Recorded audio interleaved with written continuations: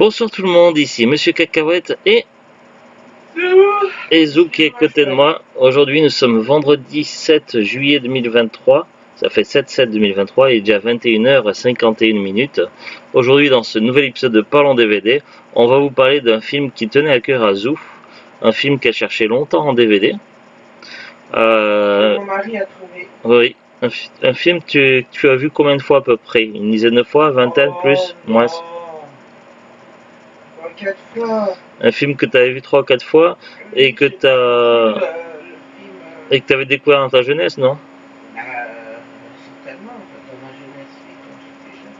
Moi, C'est un film de 97, donc j'avais 16 ans quand il est sorti. J'ai dû le voir, j'avais la vingtaine peut-être. Moi, c'est un film que je connaissais pas du tout, mais je crois qu'il y a également d'autres films qui portent le même nom, donc ce qui peut prêter à confusion.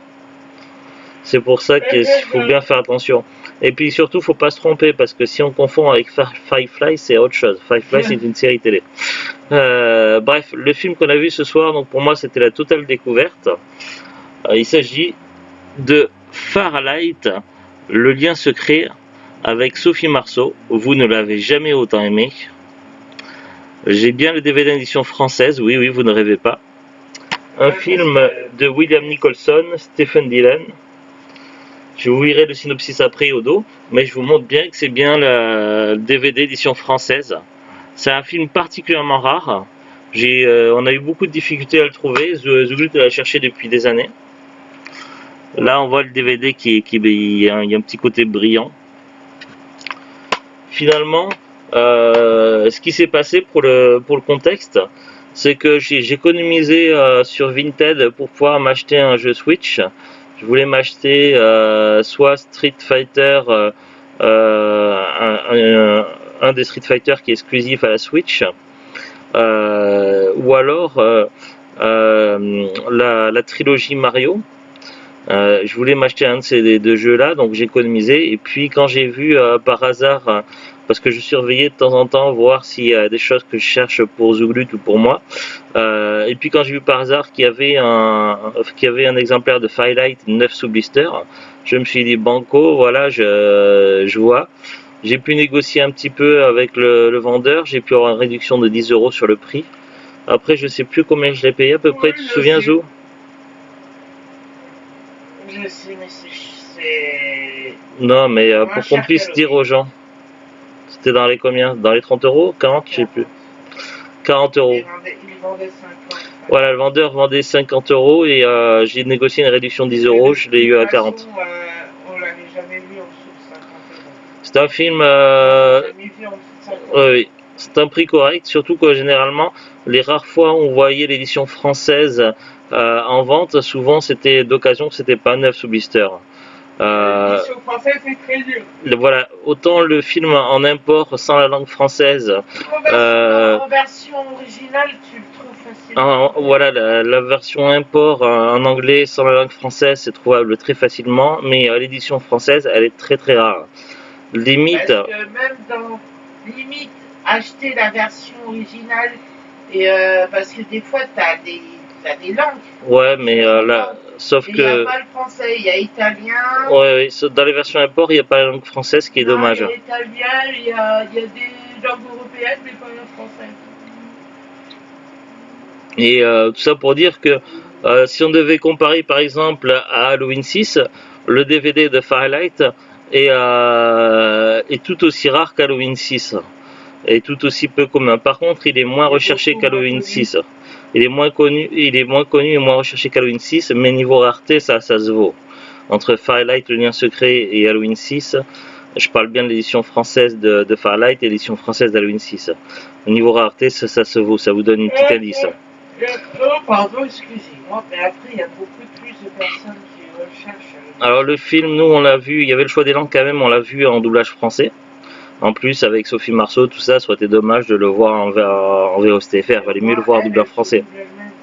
Oui. C'est parce qu'il y a des acteurs ou des actrices français qui utilisent des doubleurs lorsqu'ils font des films en Angleterre, ou au Royaume-Uni, aux États-Unis. Alors que certains acteurs français se doublent eux-mêmes, comme Christophe Lambert, Sophie Marceau et autres. Qu'est-ce que je voulais dire? Oui, avant de résumer le film, juste quelques petites indications. Alors, c'est un film que je classerai pas tout public, style film familial à voir avec des enfants, parce que ça risque de pas forcément intéresser des enfants en jeune âge. Par contre, voilà, il y a quelques mots crus, mais très peu, deux ou trois. Quelques scènes, quelques scènes d'amour où les protagonistes font l'amour, mais c'est assez léger et c'est plus dans le côté sensuel qu'autre chose.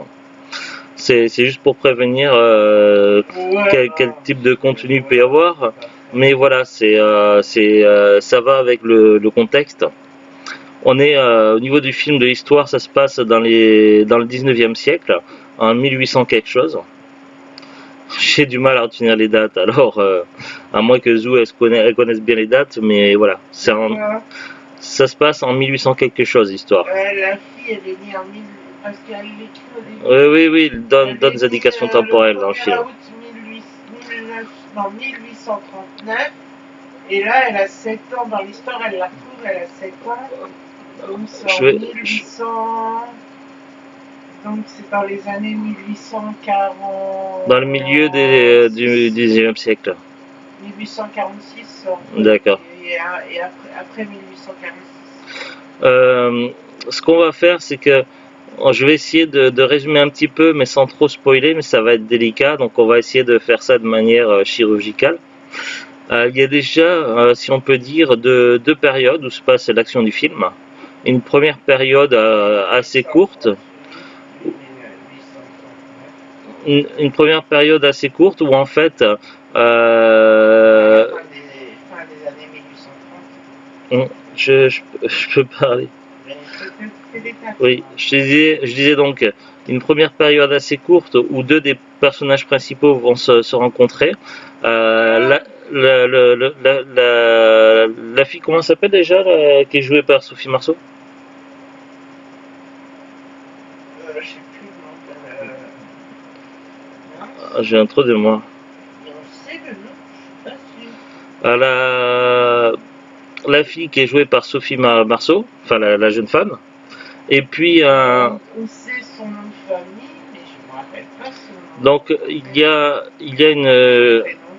une jeune femme qui est jouée par Sophie Marceau et il y a également un homme mystérieux. Ce qui se passe, c'est que le père de l'héroïne a des dettes et du coup elle a besoin d'argent pour aider son père. Et tandis que lui, le monsieur, il a besoin de simplement il a ses propres raisons, mais il a besoin d'une mère porteuse pour avoir un héritier ou une héritière. Du coup, ils vont passer un marché, et forcément à cette époque-là, il n'y avait pas les systèmes de fécondation comme on a maintenant à notre époque actuelle. Du coup, le système de mère porteuse, ça passe forcément par plusieurs nuits d'amour jusqu'à ce que la personne, jusqu'à ce que l'héroïne soit enceinte. Et en plus, on va être sûr qu'elles sont enceintes. Oui. Du coup, ça va être la première période, et cette période va s'achever sur la naissance de la petite fille qui va s'appeler Louisa. On va voir du coup dans la seconde partie du film, qui va être le gros morceau du film, on va apprendre que les années s'écoulent et que finalement la mère porteuse et du coup la mère comment s'appelle? Non, mais quand on dit de sang. Voilà. On va voir avec les années que la mère biologique est également la mère porteuse. Du coup, n'a jamais oublié sa fille. Et du coup, dans un carnet, elle lui écrit comme si elle lui écrivait des lettres, sauf que c'est un carnet qu'elle garde près d'elle. Et du coup, finalement, des années plus tard, elle va réussir. On a qu'elle a décidé de la retrouver retrouver. Oui, oui. Elle porte en son cœur sa fille biologique et des années plus tard, finalement, elle va se faire embaucher comme gouvernante. Du coup, c'est un peu comme si elle infiltrait le domaine et du coup, elle va travailler. Bah oui, parce qu'elle finit par trouver. Oui, oui. Normalement, elle ne le sait pas. Dans le contrat, J'essaie de ne pas donner trop de détails pour ne pas non plus trop spoiler. Mais bref, donc tout ça pour dire qu'un jour elle va se faire embaucher dans le domaine comme gouvernante.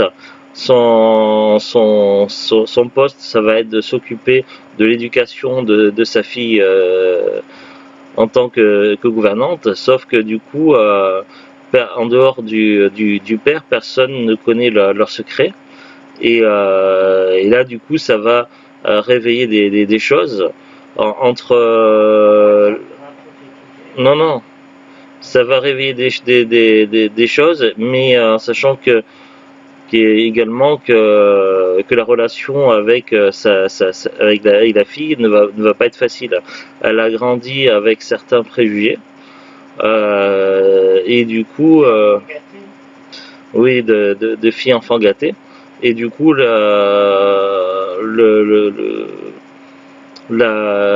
premiers pas vont être assez difficiles. Et on va voir finalement l'action qui devait se dérouler sur tout un mois. Finalement, ça va durer beaucoup plus longtemps.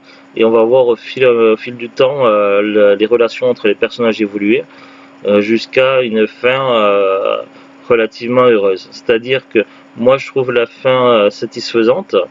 Bien que forcément, c'est pas forcément des plus heureux pour tout, mais je ne donnerai pas plus de détails pour ne pas tout spoiler.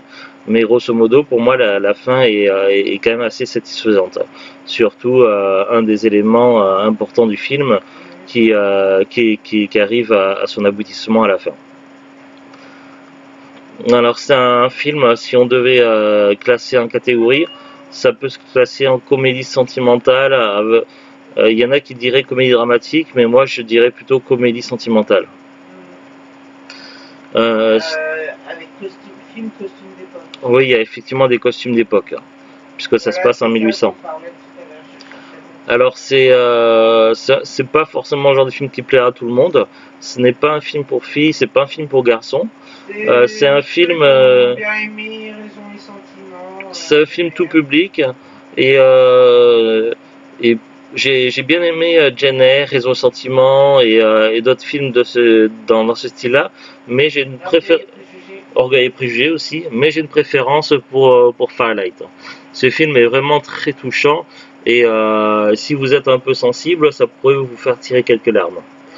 Vraiment un film très poignant, un film avec beaucoup de cœur et même rien que l'image où on voit Sophie Marceau, on voit que c'est bien inspiré. Et voilà, pour moi c'est un film que je recommandais, ça fait partie des chefs-d'œuvre du cinéma, à voir au moins une fois si vous l'avez jamais vu, et si vous avez l'occasion de trouver un jour le DVD, c'est le genre de DVD à garder précieusement dans sa collection. Voilà, je suis pas mécontent, je suis même très heureux d'avoir découvert ce film, et c'est un film qui va faire partie de mes coups de cœur et que je reverrai à l'occasion avec grand plaisir. On va quand même lire ensemble ce qui est écrit derrière. La passion sensuelle et la beauté de Sophie Marceau inspirent ce film magnifique réalisé par le scénariste de Nell et de Lancelot. Une jeune femme très belle accepte de porter l'enfant d'un riche... Je sais pas. Alors une jeune femme très belle accepte de porter l'enfant d'un riche aristocrate anglais et de lui laisser à la naissance contre de l'argent. Elle ne sait pas encore que sa rencontre avec cet homme va déclencher une irrésistible passion qui fera basculer sa vie. On peut le voir en français ou en anglais sous-titré français. Voilà, on a le choix. Nous, on l'a vu en français. On va jeter un coup d'œil sur la fiche Wikipédia. Alors, Firelight, le lien secret. En anglais, Firelight. C'est un film franco-américano-britannique de William Nicholson sorti en 1998. Durée 102 minutes. 98, c'est aussi une année où on peut chanter et 1, et 2, et 3, 0, Coupe du Monde 98. Bref, ça n'a rien à voir. Non, 97, ben là, c'est marqué 98 d'après Wikipédia, mais Wikipédia n'a pas toujours raison. Parce que... Ouais, j'avais lu sur Wikipédia 97. Là, je vois France 27 mai 98. Ah oui, en France. Ouais. Alors, le casting, Sophie Marceau, Stephen Dillon, Dominique Belcourt, Kevin Anderson, Lia Williams et Wolf Keller. Alors, il y a plus de personnages que ce que marque Wikipédia, Ouais, mais ils ont voulu marquer certainement les principaux. C'est plus des figurants après les autres personnages qu'on voit à l'écran. Là, ils ont juste marqué les principaux, mais il y a plus de personnages que ça, je vous rassure. Mais voilà. Donc, en plus, si on fait la filmographie de Sophie Marceau, ça serait dommage de passer à côté. D'ailleurs, c'est une idée, c'est un jour, il faudrait qu'on essaie de compléter un peu la collection DVD dans ce qu'a fait Sophie Marceau. Oui, mais il y a des films qui doivent être très intéressants et que j'aimerais bien avoir l'occasion de regarder. Voilà, pas grand chose de plus à dire. Sur ce, on vous souhaite un très bon week-end. À bientôt et au revoir.